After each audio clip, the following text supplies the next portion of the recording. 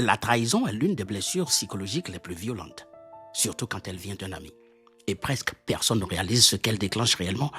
Quand un inconnu te déçoit, tu encaisses, mais quand un ami te trahit, quelqu'un en qui tu avais confiance, ton cerveau ne parle plus de déception, il parle de danger. Parce qu'avec un ami, tu baisses la garde, tu te sens en sécurité, tu te livres. Et quand cette sécurité s'effondre, le cerveau réagit comme face à une agression.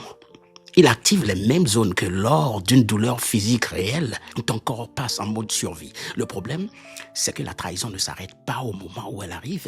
Elle s'installe, elle tourne en boucle. Les mots, les signes que tu n'as pas vus, les questions sans réponse. Et pendant que tu réfléchis, ton système nerveux, lui, ne se repose jamais. La trahison ne détruit pas seulement la relation, elle attaque la confiance, même la confiance en toi. Tu doutes de ton jugement, tu te refermes, tu deviens hyper vigilant. Et voici la partie que personne ne te dit. Une blessure émotionnelle qui dure perturbe le sommeil, affaiblit le corps et épuise l'esprit. Alors non, la trahison, surtout quand elle vient d'un ami, n'est pas un détail. C'est une fracture intérieure et une fracture que tu fais semblant d'ignorer ne disparaît pas.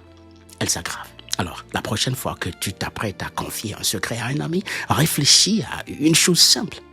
Es-tu capable de supporter que ce secret soit dehors un jour? Si la réponse est non, alors